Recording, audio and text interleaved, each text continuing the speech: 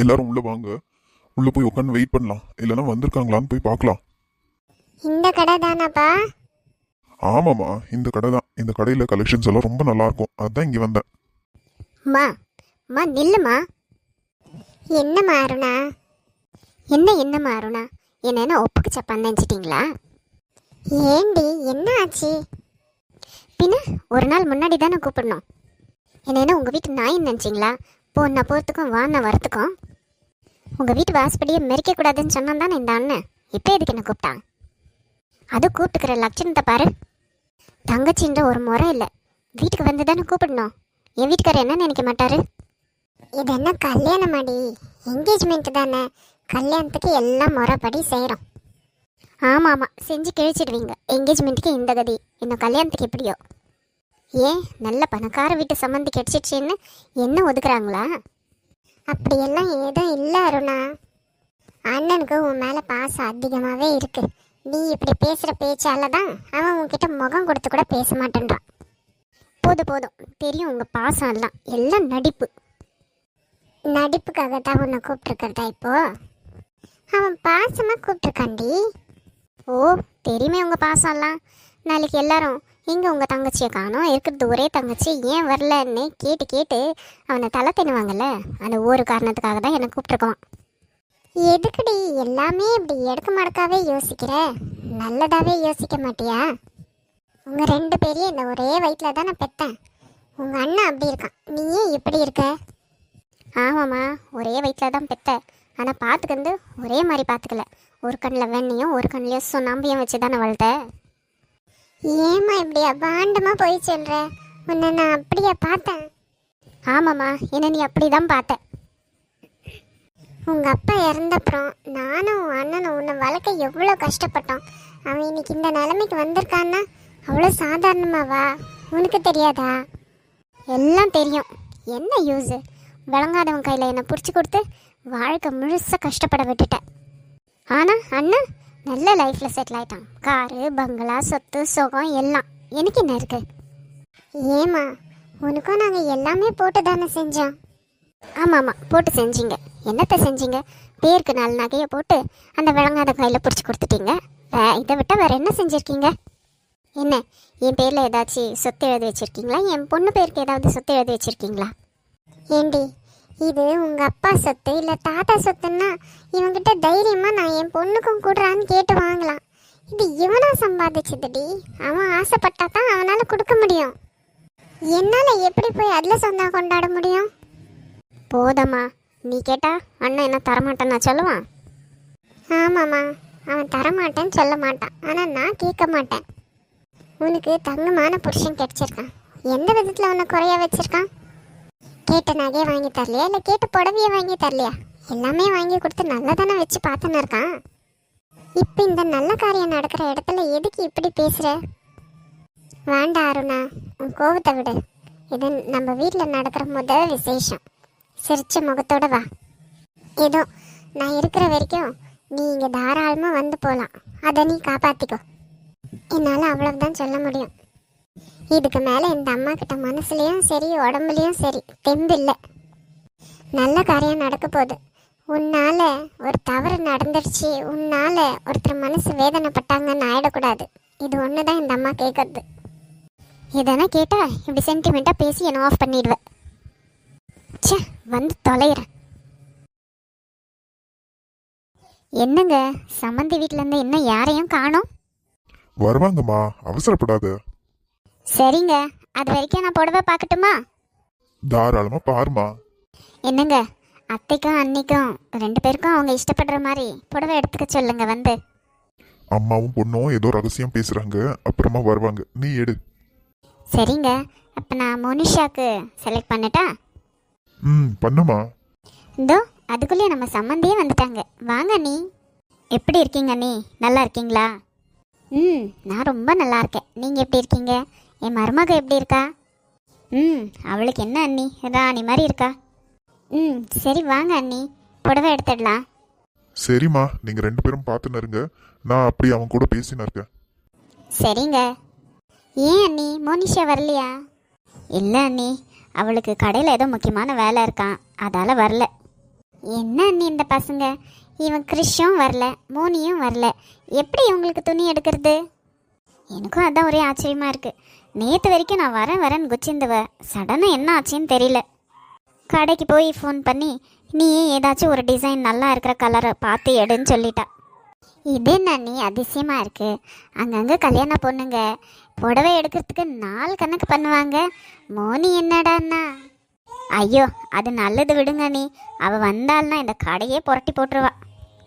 அதுக்கு இல்லை, நம்ம எடுக்கிற புடவை அவளுக்கு பிடிக்குமோ இல்லையோ. அதெல்லாம் பிடிக்கும் அண்ணி, எடுக்கலாம் வாங்க. சரிப்பா, என்கேஜ்மெண்ட்டுக்கு புடவைங்களை எடுத்து போடு. சரிங்க அக்கா. பொண்ணு எப்படி இருக்குவாங்க? என்ன கலர்? எந்த ரேஞ்சில் வேணும் உங்களுக்கு? நல்ல பட்டு புடவையே எடுப்பா, பார்க்குறதுக்கு அழகாக இருக்கணும், புது டிசைன். விலையை பற்றியெல்லாம் நீ கவலைப்படாத. சரிங்க அக்கா. இந்த பாருங்க அக்கா, புது டிசைன், கலர் காம்பினேஷனும் நல்லா இருக்கு. இன்னும் நிறைய காமி. இது பாருங்கக்கா, இதெல்லாம் இப்போ இருக்கிற ட்ரெண்டிங் சாரீஸ். என்னப்பா எதுவும் மனசுக்கு பிடிக்கலையே, கலரெல்லாம் ஒரு மாதிரி இருக்கு. ஐயோ அக்கா, இப்போ இந்த மாதிரி கலர் தான்க்கா ட்ரெண்டிங்கு. என்ன தூங்கு மூஞ்சி கலரா? ஐயோ என்ன மேடம், இந்த கலரெல்லாம் ரிப்பீட்டடாக கேட்டுன்னு இருக்காங்க. நீங்கள் என்னடான்னா தூங்கு மூஞ்சி கலருன்றீங்க. ஆமாப்பா, கலர் எல்லாம் பிடிக்கல. என் பொண்ணு நல்ல வெள்ளை வெள்ளையேன்னு இருக்குவா, அவளுக்கு ஏற்ற கலரில் கொடு. ஓ, ஃபேராக இருக்குவாங்களா? சரி இந்தாங்க மேடம், இந்த ப்ரௌன் கலர் ஃபேராக இருக்கிறவங்களுக்கு ரொம்ப நல்லா இருக்கும். இப்போ காமிச்ச பாரு, இது நல்லா இருக்கு. என்ன நீ சொல்கிறீங்க? சரிதான் அண்ணி. மோனிஷா வெள்ளையாக இருக்கிறதுக்கு இந்த கலர் நல்லா தான் இருக்கும். அப்போது இதே எடுத்துக்கலாமா, இல்லை ஒரு 4-5 பார்க்கலாமா? ஐயோ வேண்டாம் அண்ணி, இன்னும் பார்த்தா இதை விட இன்னொன்று பெஸ்ட்டாக தான் தெரியும். எனக்கு என்னவோ இது பிடிச்சிச்சு, இதே எடுத்துக்கலாம். சரிங்க அண்ணி. சரிப்பா, அப்போ இதவே போதும், இதை பேக் பண்ணிவிடு. சரிங்கக்கா. இது ஒன்று தானா, இன்னும் தேவையா? இருப்பா, இன்னும் எடுக்கணும். அத்தை, அண்ணி வாங்கிங்க. அண்ணி நீங்களும் உங்களுக்கு எந்த புடவை வேணுமோ அதை பார்த்து எடுத்துக்கோங்க. இருக்கட்டும் அண்ணி, முதல்ல பெரியவங்க எடுத்துக்கிட்டோம். அம்மா எப்படி இருக்கீங்க? நான் நல்லா இருக்கேம்மா, நீ எப்படி இருக்க? தப்பாக நினச்சிக்காத, அந்த பக்கம் என்னன்னு என் பொண்ணுக்கிட்ட பேசிட்டு இருந்தேன், அதான் உனக்கு கவனிக்கல. பரவாயில்லம்மா, நீங்கள் பேசுறத நான் பார்த்தேன். என்னம்மா பைரவி, பொண்ணுக்கு புடவை எடுத்தாச்சா? ஆமாம் அத்தை, எடுத்துட்டோம். நீங்கள் எடுத்துக்கங்க வந்து. ஐயோ எனக்கு எதுக்குமா, இருக்கிற புடவையே என்னால் கட்ட முடியல. என்னம்மா, குடும்பத்தில் நீங்கள் தான் பெரியவங்க, எந்த நல்ல காரியம் ஆனாலும் உங்களுக்கு தான் முதல்ல எடுக்கணும். ஆமாம் அத்தை, எடுத்துக்கங்க. அப்படியே அண்ணியும் கூப்பிடுங்க, அவங்களுக்கும் ஒரு புடவை எடுத்துடலாம். இருமா, அவளை கூப்பிடுறேன். அருணா, அருணா எப்படி இருக்கீங்கக்கா? நல்லா இருக்கீங்களா? நான் உன்னை விட சின்னவ தான், என்னை பேர் சொல்லியே கூப்பிடு. சரிங்க அருணா. அண்ணி வாங்க அண்ணி, உங்களுக்கு எந்த மாதிரி சாரி வேணுமோ பார்த்து எடுத்துக்கோங்க. யார் காசுலையும் எனக்கு எதுவும் தேவையில்லை. அருணா, எதுக்கு அப்படி மூஞ்சில் அடிக்கிற மாதிரி பேசுகிற? பைரவி, எல்லாருக்கும் ஒரே மாதிரி எடுத்துருமா. சரிங்க அத்தை. அண்ணி அப்போ எனக்கும் உங்களை மாதிரியே எடுத்துருங்க. உங்களுக்கு ஓகேவா அண்ணி? எனக்கு ஓகே தான். சொல்லுங்க சார், நீங்கள் என்ன பார்க்கணும்? அந்த பக்கம் லேடிஸ் எல்லாம் சாரி எடுக்கிறாங்கல்லப்பா, அதுக்கு மேட்சிங்கா மாப்பிள்ளைக்கு ஷர்ட் எடுக்கணும். சரி சார், தாராளமாக எடுத்துடலாம். எந்த கலர் கன்ஃபார்ம் பண்ணியிருக்காங்க? மெரூன் கலர்ப்பா. ஓகே சார், அப்போ மெரூன் கலர்லேயே என்கேஜ்மெண்ட்டுக்கான ஷர்ட்ஸ் கொடுத்துட்றேன். சரிப்பா. டேய், இது மட்டும் போதுமா இல்லை வேற ஏதாச்சும் எடுக்கணுமா? எனக்கு தெரிஞ்சு மாப்பிள்ளைக்கு மட்டும் போதும்டா. அப்படின்ற? ஆமாம், கல்யாணத்துக்கு வேணும்னா தெரிஞ்சவங்க தெரியாதவங்க எல்லாருக்கும் எடுத்து கொடுக்கலாம். இது வீட்டோட சிம்பிளாக முடிச்சிடலாம். சரிடா, என்கேஜ்மெண்ட் மட்டும்தான் சிம்பிளா, கல்யாணத்தை இப்படியே முடிச்சிடலான்னு பார்க்காத. டேய், அது எப்படிதான் நான் நினைக்குவேன். எனக்கு இருக்கிறது ஒரே பொண்ணு, அவளுக்கு நான் நல்லா ஜாமன் கல்யாணம் பண்ணோன்னு நினைச்சுன்னு இருக்கேன். தெரியும்டா, சும்மா சொன்னேன். ஏன்னா எங்கள் வீட்லேயும் இது முதல் கல்யாணம், அதால நம்மளும் நல்லா கிராண்டாக பண்ணோன்னு தான்டா யோசிச்சிருக்கோம். சரிடா, அப்படியே பண்ணிடலாம். என்ன சார், மாப்பிள்ளை வரலையா? இல்லை தம்பி, என்கேஜ்மெண்ட் வீட்டோட சிம்பிளா முடிக்கிறோம், அதால எங்களையே ட்ரெஸ் எடுக்க சொல்லிட்டான். இருந்தாலும் மாப்பிள்ளை வந்திருந்தா நல்லா இருந்துச்சு. சரிங்க சார், உங்கள் ட்ரெஸ் எல்லாம் நான் பில்லிங் செக்ஷனில் கொடுத்துட்றேன், நீங்கள் அங்கே கலெக்ட் பண்ணிக்கோங்க. சரிப்பா. சரிடா, இன்னும் மாலை ஒன்று வாங்கணும், அது பாக்கி இருக்கு. மாலை எல்லாம் நான் பார்த்துக்கிறேன்டா. இன்னைக்கு ஆர்டர் கொடுத்துட்டு போயிடுறேன் ட்ரெஸ்ஸுக்கு மேட்சிங்கா. நாளைக்கு வரும்போது நாங்களே வாங்கின்னு வந்துடுறோம். சரிடா. இன்னும் ஏதாச்சும் மறந்துருந்தா அதை நீயே ஞாபகப்படுத்தி வாங்கின்னு வந்துரு. என் பக்கம் எதனா மறந்துருந்தா நான் வாங்கிடுறேன். சரிடா, அப்படியே பண்ணலாம். ஹாய் மோனி, என்னடி ரொம்ப பிஸியா?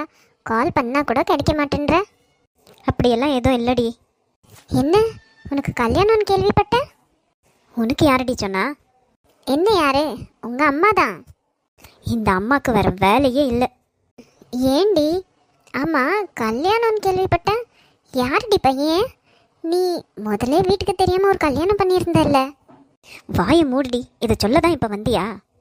அச்சச்சோ, இல்லடி, உன் கடையில் ஒரு ட்ரெஸ் எடுக்கணும், அதுக்கு தான் வந்தேன். நீ பார்த்தா இப்படி கத்துற. ஓ அப்படியா, சரி சரி. ஆமாம், நீயும் அந்த தமிழும் லவ் பண்ணி கல்யாணம் பண்ணிக்கினீங்களே, அதை நீ வீட்டில் இது வரைக்கும் சொல்லலையா? ஐயோ Ruby please, will you stop it? மறுபடியும் மறுபடியும் எனக்கு கோவம் வர மாதிரி இந்த கேள்வியை கேட்காதடி. இதை பற்றி எங்கள் வீட்டில் யாருக்குமே தெரியாது. அப்போ இப்போ பார்த்துருக்க பையன் அது வேற. என்னடி சொல்கிற? இது கல்யாணம் வரைக்கும் வந்துருச்சா? கங்க்ராட்ஸ் டி. ஐயோ, உன் கங்க்ராட்ஸும் வேண்டாம், எதுவும் வேண்டாம். நானே நாளைக்கு என்கேஜ்மெண்ட் நடக்குமோ நடக்காதோன்ற பதட்டத்தில் இருக்கேன். நீ வந்து ஏண்டி? ஏன், என்னாச்சு? எனக்கு கல்யாணம் வந்து எங்கள் வீட்டில் யாருக்குமே தெரியாது. இத்தனை வருஷம் இல்லாமல் அந்த தமிழ் இப்போ வந்து என்னை டார்ச்சர் பண்ணின்னு இருக்கான். இத்தனை வருஷமாக அவன் எங்கே போனான்? அவனுக்கும் எனக்கும் ஃபினான்ஷியலாக ஒத்து வராதுன்னு தான் நான் பிரிஞ்சேன்.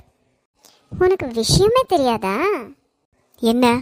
இப்போ அந்த தமிழ் என்ன லெவலில் இருக்கான்னு தெரியுமா? என்னடி சொல்கிற? ஆமாடி, லாஸ்ட் வீக் தான் நான் அவனை மீட் பண்ணேன். அவன் வெளிநாட்டில் இருந்தானாடி. பயங்கர ஸ்மார்ட் ஆயிட்டான், சரியான பணக்காரன். நீ அவனை விட்டு வந்திருக்கவே கூடாதுடி. உண்மையாவாடி சொல்கிற? ஆமாடி, நான் மீட் பண்ணனே. என்ன பணக்காரனாக இருக்கான் தெரியுமா இப்போ? ச்சே, நீ ஒரு நல்ல லைஃப்பை மிஸ் பண்ணிட்டப்போ. நீ மட்டும் கஷ்டத்தில் அவன் கூட இருந்திருந்தா இப்போ உன்னை ராணி மாதிரி வச்சு பார்த்துருந்துருக்குவாண்டி. உனக்கு அந்த சான்ஸ் இல்லாமல் போச்சு. எனக்கே அந்த சான்ஸ் இல்லை. இப்போ கூட எனக்கு ஃபோன் பண்ணி என் கூட வந்து வாழுன்னு சொல்கிறான். முட்டாளா நீ? உனக்கு தான் நாளைக்கு என்கேஜ்மெண்ட் இருக்குல்ல, அப்புறம் எப்படி நீ அவன் கூட போய் வாழ்வ? என்ன செய்ய, இப்போ பார்த்துருக்குற பையன் கூட பணக்கார வீட்டு பையன் தாண்டி. எனக்கு ஃபஸ்ட்டே தெரியாமல் போயிடுச்சு இவன் எப்படி நல்ல நிலமையில இருக்கான்னு. அப்பந்து இப்போ வரைக்கும் நீ திருந்தவே இல்லை மோனி. ஏண்டி? அப்புறம் என்னைக்கு தான் நீ மனுஷங்களை மதிக்குவ? அப்பந்து இப்போ வரைக்கும் உனக்கு வெறும் பணம் தான் முக்கியம். ஆமாடி, பணம் இல்லாமல் உன்னால் ஒரு நாள் ஆச்சு இருக்க முடியுமா? பணம் இல்லாமல் ஒரு ஹோட்டலில் போய் சாப்பிட முடியுமா? இல்லை கடையில் போய் ஏதாச்சும் வாங்க தான் முடியுமா? பணம் இல்லாமல் ஒன்றும் பண்ண முடியாது, ஞாபகம் வச்சுக்கோ. பொடி பைத்தியக்காரி, உன்ன மாதிரி ஆளுங்களுக்கு தான் பணம் ரொம்ப முக்கியம். இந்த உலகத்தில் நல்ல மனுஷங்களும் இருக்கிறாங்க, உன்ன மாதிரி இல்லை. எப்போ பாரு பணம் பணம்னு அலையிறது. என்னமோ பண்ணு, உன் லைஃப், உன் இஷ்டம். இதில் தலையிட எனக்கு எந்த உரிமையும் இல்லை. சரி வா, எனக்கு ஒரு நல்ல சல்வார் கொடு. சரி நடு.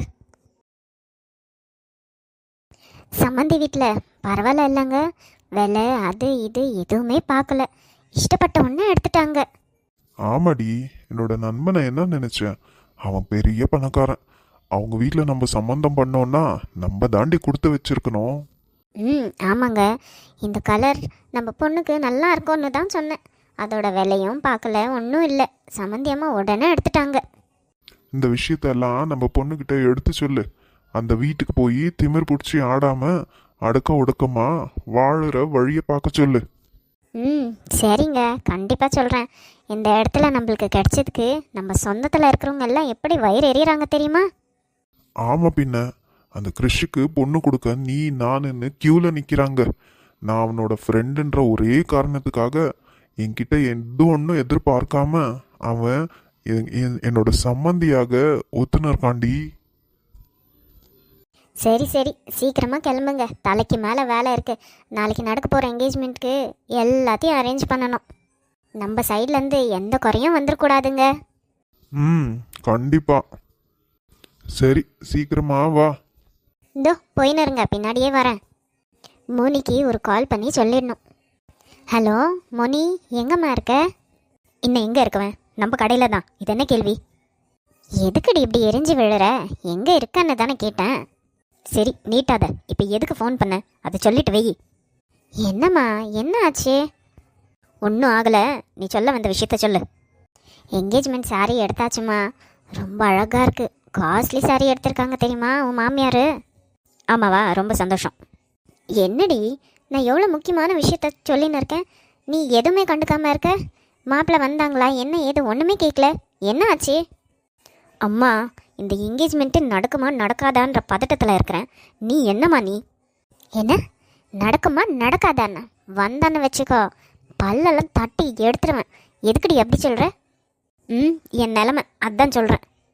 இங்கே பாரு மோனிஷா, இப்போ தான் உங்கள் அப்பா கூட சொல்லிட்டு போனார், இந்த மாதிரியெல்லாம் பேசுகிற வேலை வச்சுக்காத, எல்லாத்துலேயும் தாழ்ந்து போ. மாப்பிள்ளை வீட்டுக்காரர் என்ன சொன்னாலும் சரி வாயை மூடின்னு இருக்கணும்.